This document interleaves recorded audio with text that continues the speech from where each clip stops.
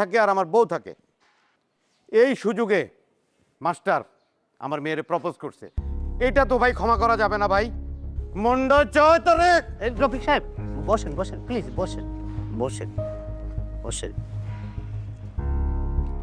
আমরা এখানে বসছি সমাধানের জন্য, অতএব উত্তেজিত হওয়ার দরকার নাই। ভাই আপনারা সম্মানিত মানুষ, আমার তো মান সম্মান সব গেল, এর একটা সমাধান দিয়ে যান আপনারা।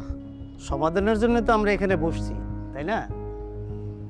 কিন্তু চিঠিটায় যা ছেলেটা লিখছে ভালো কিছু লেখে নাই, তবে একটা কথা চিঠিতে লেখা, আপনার মেয়েও কিন্তু ওকে একটা চিঠি দিছে, সেই জন্য আপনার মেয়েও কিন্তু দোষী। এখন আপনি চিন্তা করে দেখেন কি করবেন। ভাই মান সম্মান তো আর ফিরায় আনা যাবে না, একটা মাত্র মেয়ে বউ, এরা থাকে একা, সমাজ সংসার তো আছে ভাই, একটা বিহিত আপনারা করে যান।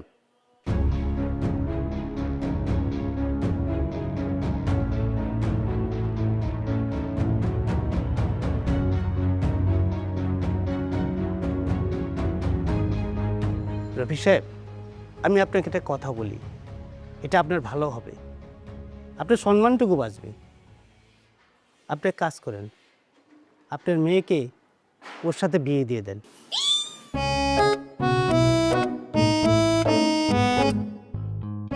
চাচা, বেদবি না নিলে একটা কথা বলি। আমি একটা চিঠি দিছি, কিন্তু চিঠিটা তো একটা পুরো পৃষ্ঠা ছিল, অর্ধেকটা আপনাদের হাতে আর অর্ধেকটাতে আমার